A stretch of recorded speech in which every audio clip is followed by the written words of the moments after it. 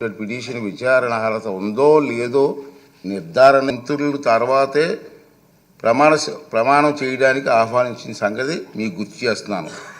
అదేవిధంగా ఆంధ్రప్రదేశ్ 16వ శాసనసభ సభ్యుల ప్రమాణ స్వీకార కార్యక్రమంలో 21/6/2024 జరిగింది. కానీ స్పీకర్ ఎన్నిక మరణాడు అంటే 22/6/2024 నాడు జరిగింది. ప్రతిపక్ష నాయకుడిగా గుర్తింపు ఇవ్వగలిగితే అధికారం కేవలం స్పీకర్కి మాత్రమే ఉంటుంది. అందుకే సభ్యుల ప్రమాణ స్వీకార కార్యక్రమం జగన్మోహన్ రెడ్డికి ప్రతిపక్ష హోదా నిరాకరించడానికి సూచించిన అన్న వాదన సరికాదు. నిజానికి జగన్మోహన్ రెడ్డి వైఎస్ఆర్సీ శాసనసభాపక్ష నాయకుడిగా ఎన్నికైనట్టు 26/6/2024 వరకు మా సచివాలయానికి తెలపలేదు. నెంబర్ 1. అలాంటప్పుడు జూన్ 26 కంటే ముందు, అందున స్పీకర్ ఎన్నిక జరగకముందు ప్రతిపక్ష నాయకుడి హోదా గురించి నిర్ణయం తీసుకోవడం సాధ్యమా? ఇది ఒకటి గమనించవలసిన అవసరం ఉంది. ప్రతిపక్ష నాయకుడి హోదా ఎవరైనా అర్హులా కాదా అనేది కేవలం రాజ్యాంగ సూత్రాలు, కోర్టు తీర్పులు, చిరకాల సాంప్రదాయాల ఆధారంగా మాత్రమే నిర్ధారించగలరు. ఆంధ్రప్రదేశ్ వేతనాల పెన్షన్ చెల్లింపు అనర్హతల తొలగింపు చట్టం 1953లో ప్రతిపక్ష నాయకుడి హోదా ప్రస్తావన ఉంది. ఆ చట్టంలో సెక్షన్ 12B ప్రకారం ఎవరైనా ప్రతిపక్ష నాయకుడి హోదా ఇవ్వాలంటే వారు చట్టసభలో సభ్యులే ఉండాలి. 2, వారు ప్రభుత్వ వ్యతిరేక రాజకీయ పార్టీ సభలో నాయకుడై ఉండాలి. ఇది క్లియర్గా ఉంది. 3, ప్రతిపక్షంలో ఉన్న వారి పార్టీకి అత్యధిక సంఖ్యాబలం ఉండాలి. 4, మరీ ముఖ్యంగా ఆ వ్యక్తి సభాపతి ప్రతిపక్ష నాయకుడిగా గుర్తించాలి. ఒకవేళ అత్యధిక సంఖ్యాబలం గల ప్రతిపక్షాలు ఒకటి కన్నా ఎక్కువ ఉంటే పార్టీ హోదాను దృష్టిలో ఉంచుకొని వాటిని ఏదో ఒక పార్టీ నాయకుడిని సభాపతి ప్రతిపక్ష నాయకుడి హోదా కల్పించవచ్చు. ఈ విషయంలో ఏ ఒక్క ప్రతిపక్ష పార్టీకి ఎన్నికల్లో కనీసం 10% సీట్లు రాలేదు. కనుక ఎవరికీ ప్రతిపక్ష నాయకుడిగా గుర్తింపు దక్కలేదు. అలాగే 5, 7, 8, 16, 17వ లోక్సభలలోనూ 10% సూత్రాన్ని పాటించడంతో ప్రతిపక్ష నాయకుడిగా ఎవరు గుర్తింపు పొందలేకపోయారు. ఇటీవల పొరుగులో ఉన్న తెలుగు రాష్ట్రాల్లో 2021-2019 ప్రతిపక్షంలో ఉండే అతిపెద్ద పార్టీ నాయకుడు ప్రతిపక్ష నాయకుడిగా సభాపతి గుర్తింపు ఇచ్చారు. కానీ కొద్ది నెలల తర్వాత 9/6/2019 సభలో ఆ ప్రతిపక్షానికి సంఖ్యాబలం 10% కంటే తగ్గిందన్న నిర్ధారణకు రాగానే సభాపతి ప్రతిపక్ష నాయకుని ఇచ్చిన గుర్తింపును ఉపసంహరించుకున్నారు. అలాగే 8వ లోక్సభలో తెలుగుదేశం పార్టీకి 10% సంఖ్యాబలం లేకపోయినా ఉపేంద్ర గారిని ప్రతిపక్ష నాయకుడిగా గుర్తింపు లభించిందన్న మాట కూడా అవాస్తవం. మనం మాట్లాడుతున్నాం టీవీలో, ఉపేంద్ర గారికి ఇచ్చారు కదా మీరని. అది వాస్తవం కాదు. రికార్డ్ అంతా వెరిఫై చేయించాను. అది వాస్తవం కాదు. ఉపేంద్ర గారు ఆనాటి సభాపతి టీడీపీ గ్రూపు నాయకుడికి మాత్రమే నిర్ణయించారు.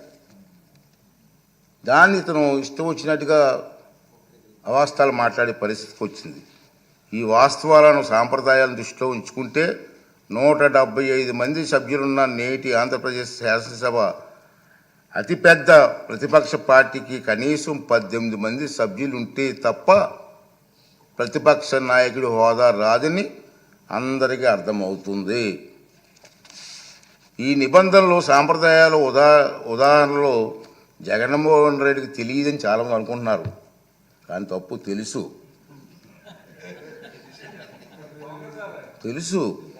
ఎందుకంటే 2019 జూన్ 13న ముఖ్యమంత్రి హోదాలో ఆయన ఇదే సభలో ప్రసంగిస్తూ చెప్పిన మాటలు మనందరం గుర్తు చేసుకోవాల్సిన అవసరం ఉంది. చంద్రబాబు నాయుడు గారికి 23 మంది శాసనసభ్యులు ఉన్నారు. ఒక 5 కానీ లాగేస్తే ఆయనకు 18 మంది కూడా ఉండరేమో. ఈ హోదా 17 మంది ఉంటారు. అప్పుడు ఆయన ప్రతిపక్ష నాయకుడు స్టేటస్ కూడా ఉండదని చెప్పి ఇదే జగన్మోహన్ రెడ్డి గారు ఈ హౌస్లో మాట్లాడిన సంగతి మీ అందరికీ తెలుసు. మరి అది తెలియ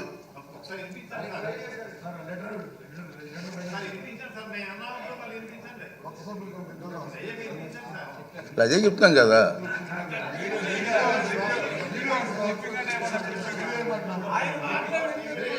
ఆయన మాటలు వినిపించాలా? అయితే మరి రికార్డు చేయాలి, మరి వినిపిద్దాం.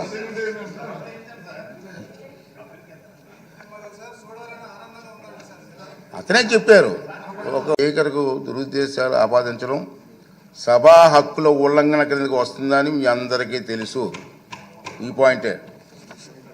అయినప్పటికీ వైఎస్ జగన్మోహన్ రెడ్డి ఇప్పటి వరకు సాధించిన దుష్ప్రచారాన్ని సంధి ప్రేలాపనలు అంటున్నాను. మా సైడ్ సంధి ప్రేలాపనలు అంటారండి. సంధి ప్రేలాపనలను పరిగణలోకి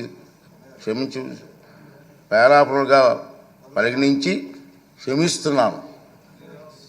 సభాపతి హోదాలో క్షమిస్తున్నాను. ఈ ధోరణి ఇలాగే కొనసాగితే భవిష్యత్తులో ఎలాంటి చర్యలు తీసుకోవాలనేది ఈ సభలోని సభ్యుల సమిష్టి విజ్ఞతకు వదిలేస్తున్నాను. రూలింగ్ అవునండి, మీరు సభాపతి చేశారు కదా. ఈ సందర్భంగా మహానుభావుడు శ్రీ నందమూరి తారక రామారావు గారి ప్రజాసేవలో ఉన్నవారికి చెప్పిన తారక మంత్రం గుర్తు చేసుకుందాం. తారక మంత్రం సార్, ప్రజలే దేవుళ్ళు, సమాజమే దేవాలయం. ఈ శాసనసభ ప్రజలు అనేక దేవుళ్ళు నేరుగా ఎన్నుకున్న దేవాలయం. మళ్ళీ ఒకసారి రిపీట్ చేస్తాను, ఈ శాసనసభ ప్రజలు అనే దేవుళ్ళు నేరుగా ఎన్నుకున్న దేవాలయం. ఇది మనకు దేవాలయం లాంటిది. స్పీకర్గా నా బాధ్యత ఈ దేవాలయానికి నేను పూజారిగా పనిచేస్తున్నాను మాత్రమే, అంతే కదండి. దేవుడు తిరస్కరించిన వరాన్ని పూజారి నుండి ఆశించడం ఎంత తప్పు కదండి. దేవుడి నిర్ణయం 11 మంది ఇచ్చాడు, నన్ను ఏం చేస్తాను? పూజారికి నేను ఏం చేయగలను?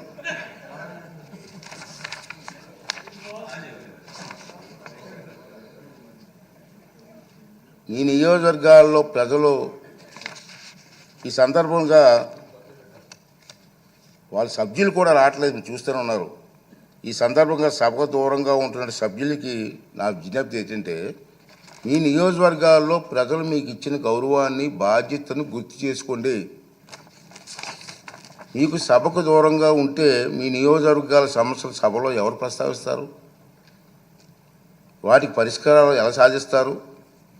ఈ బాధ్యతను గుర్తించి మిమ్మల్ని నమ్ముకున్న మీ ప్రజల గొంతు వినిపించడానికి సభకు హాజరు కావాలని రాజ్యాంగం మీకు అప్పగించిన బాధ్యతను సమర్థవంతంగా నిర్వహించాలని విజ్ఞప్తి చేస్తున్నాను. నమస్కారం.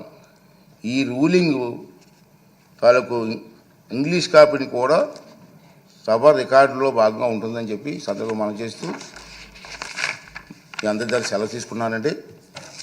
ఈ రూలింగ్ ఇవ్వాలనే ఉద్దేశంతో దీన్ని తెర వేయాలి, ఎక్కడో తెర వేయకపోతే పబ్లిక్ అందరికి తెలియాలి. అందుకే సామాన్యులకు అర్థమైన విధంగా చెప్పాలనే ఉద్దేశంతో నేను ఈ టైం తీసుకోవడం జరిగిందని చెప్పి మనం చేస్తూ